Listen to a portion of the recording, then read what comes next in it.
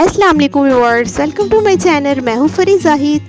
आज हम बनाएंगे बहुत ही टेस्टी और एकदम रेस्टोरेंट स्टाइल में दम बिरयानी, जिसे बनाना बहुत ही इजी है। खाने में ये इतनी टेस्टी है कि आप जिससे भी खिलाएंगे वो आपका दीवाना हो जाएगा, या तो आपसे रेसिपी ज़रूर पूछ कर जाएगा। तो जी, आपने बगैर स्किप के लास्ट तक वीडियो को वॉच करना है और खूब इंजॉय करना है। मुझे किसी फ्रेंड्स की रिक्वेस्ट आई थी कि हमें दम बिरयानी की रेसिपी बताएं। उन लोगों का बहुत शुक्रिया जो मेरी वीडियो को देखते हैं, शेयर करते हैं और लाइक करते हैं। सो फ्रेंड्स, अगर आप बेकिंग के लवर हैं तो जल्दी से मेरे चैनल पर विजिट करें। बेकिंग के मुतालिक और बहुत सारी रेसिपीज आपको देखने को मिलेंगी। और अगर आप मेरे चैनल पर फर्स्ट ऑफ ऑल है तो मेरे चैनल को कर लें सब्सक्राइब, ताकि मेरी हर आने वाली न्यू वीडियो आप तक से जल्द पहुंच सके। तो बिना टाइम वेस्ट किए हम आ जाते हैं अपनी रेसिपी की तरफ। सबसे पहले हम अपना सालन रेडी करेंगे।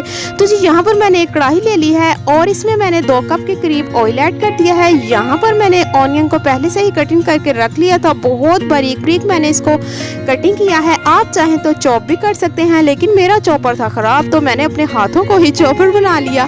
तो जी, अब हम इसको करेंगे फ्राई। अच्छे तरीके से हमने इसको फ्राई करना है। इतना फ्राई करेंगे कि इसके ऊपर लाइट ब्राउन सा कलर आ जाए। तो प्याज मैंने कितना लिया है, तकरीबन ये 3 पाव के करीब प्याज है, यानी कि 750 ग्राम मैंने प्याज लिया है। सो फ्रेंड्स, आप ये ना सोचे कि बहन ने इतना सारा प्याज ले लिया है। बस मैं आपको आगे चल के बताती हूँ कि हमारा जो सालन है वो किस तरह से टेस्टी और मज़े का रेडी होगा, क्योंकि सालन का टेस्टी होना बहुत ज़रूरी है, तो फिर ही हमारी बिरयानी अच्छी बनेगी। तो जी, यहाँ पर हमारा जो प्याज है वो लाइट ब्राउन हो चुका है। अब हम इसमें ऐड करेंगे चिकन। 1 kg के करीब मैंने चिकन ले लिया है।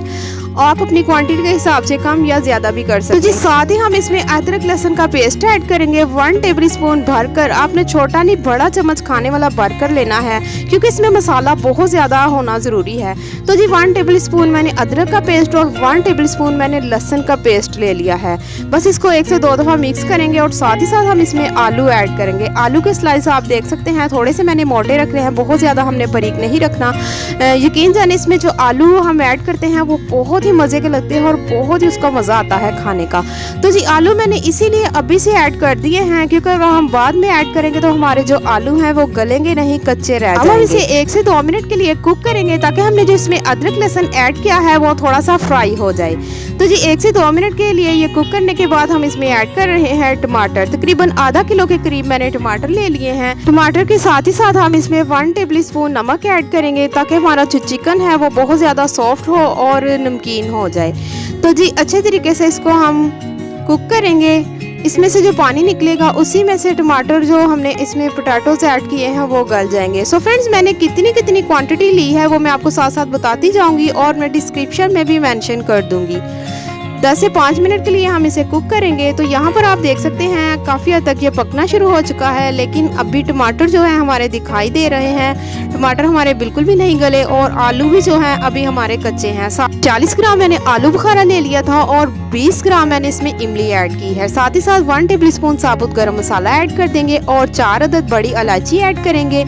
1 टीस्पून हम इसमें चिली फ्लेक्स ऐड करेंगे। ½ टीस्पून हम इसमें हल्दी पाउडर और 2 टेबल स्पून हम इसमें कौरमा मसाला ऐड करेंगे और ½ पैकेट मैंने शान बिरयानी का ऐड किया है। सो फ्रेंड्स, मैंने इसमें हरी मिर्चें बिल्कुल भी नहीं ऐड की, क्योंकि बहुत ज़्यादा स्पाइसी हो जाएंगी, और ना ही मैंने रेड चिली पाउडर ऐड किया है।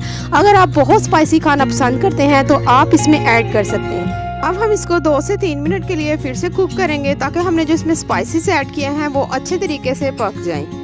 तो जी, आप सोच रहे होंगे कि बहन ने बहुत ज़्यादा इसमें मसाले ऐड कर दिए हैं, बहुत ज़्यादा इमली भी ऐड कर दी है, आलू बुखारा भी और टमाटर भी, अभी मैंने लेमन भी इसमें ऐड करना है और दही भी।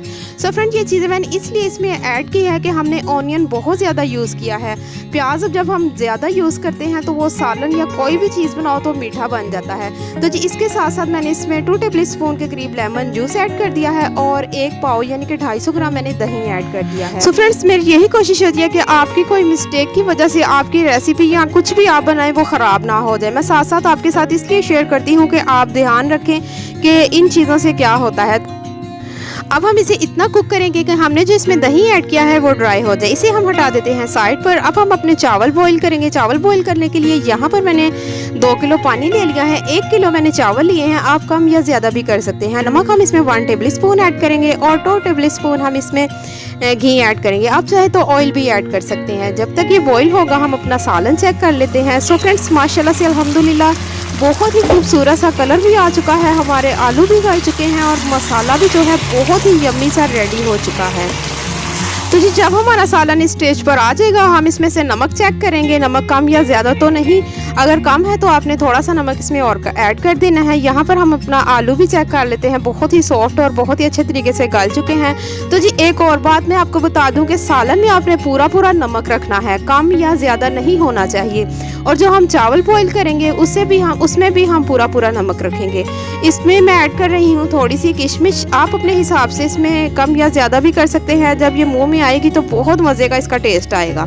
बस सालन हमारा रेडी है, बस थोड़ा सा हम इसको भूनेंगे ताकि इसमें जो हल्का फुल्का सा पानी है वो भी ड्राई हो जाए। जैसे ही ये पक जाएगा इसे हम हटा देते हैं साइड पर। यहाँ पर आप इसका मसाला भी चेक कर सकते हैं, पानी बिल्कुल भी नहीं होना चाहिए।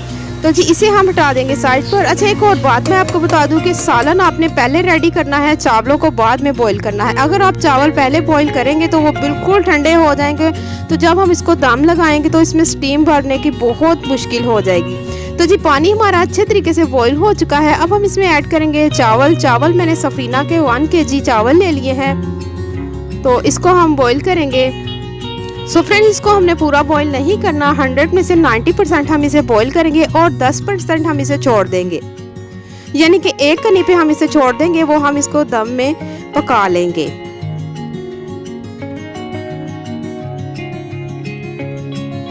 अब मैं इसमें से नमक भी चेक कर लेती हूँ। नमक आपने इसी तरह से एक चावल का दाना लेकर चेक कर लेना है। अगर तो आपको फीका लगे तो आप थोड़ा सा नमक इसमें और ऐड कर दीजिएगा। तो ये चावल हमारे बिल्कुल बॉईल हो चुके हैं। अब हम इसको किसी भी छन्नी में निकाल कर ऊपर हमने रुमाल डाल देना है ताकि हमारे चावल जो हैं ठंडे ना हो। सो फ्रेंड्स, इसी तरह की बहुत छोटी सी मिस्टेक होती है जिसका हम ध्यान नहीं रखते, तो हमारी जो भी हम खाना पका रहे होते हैं वो ख़राब हो जाता है। तो जी यहाँ पर चावल हमारे बॉईल होकर आ चुके हैं और पानी मैंने इनमें से बिल्कुल जो है अलहदा कर लिया है। सालन भी हमारा रेडी है। अब हम अपने चावलों को दम लगाएंगे। दम हमने किस तरह से लगाना है, आपने यहाँ से स्किप बिल्कुल भी नहीं करना और ज़रा ध्यान से आपने वीडियो को देखना है। तो जी यहाँ पर जो हमारा सालन है, इसका जो ऑयल है हमने 1 चम्मच भरकर इसमें से इस तरह से ऑयल निकाल लेना है। तो इस ऑयल को हम ऐड करेंगे जिसमें हमने चावल बॉईल किए थे उसी पतीले में। तो जी इस तरह से हमने पतीले को ग्रीस कर देना है। सबसे पहले हमने ऑयल इसलिए ऐड करना है कि हमारे चावल जो हैं नीचे से चिपके नहीं, यानी कि नीचे से लगे नहीं, क्योंकि इसमें स्टीम जो है थोड़ी सी लेट भरती है, तो इसलिए हमने सबसे पहले इसमें ऑयल ऐड किया है और बाद में हम इसी तरह से हम अपने चावल भी इसमें ऐड कर देंगे और इसके ऊपर बाद में हम सालन ऐड करेंगे।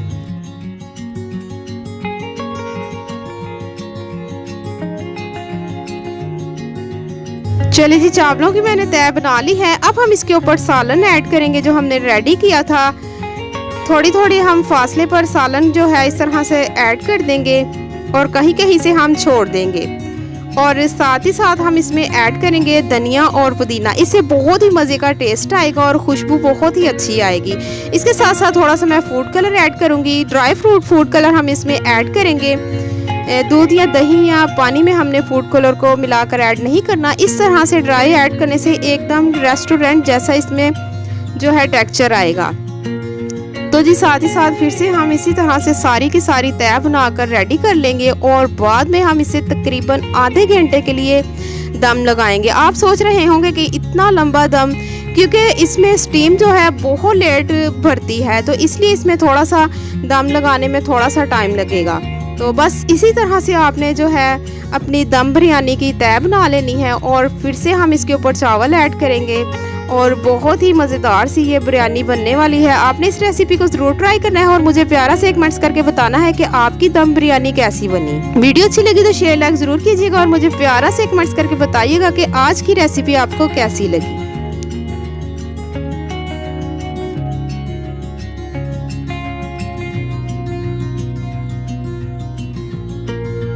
अब हम इसको दम लगाएंगे। दम लगाने के लिए यहाँ पर मैंने एक रुमाल ले लिया है और अच्छे तरीके से इसको कवर कर देंगे ताकि इसकी स्टीम जो है बाहर ना आए।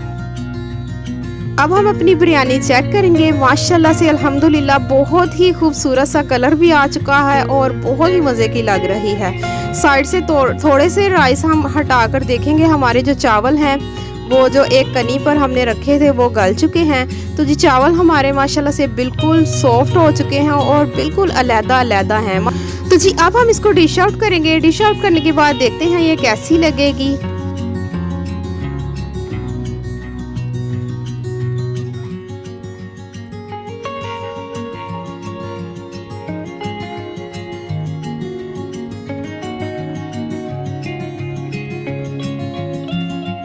अब हम इसको टेस्ट करेंगे। टेस्ट करने के बाद देखते हैं ये कैसे हैं।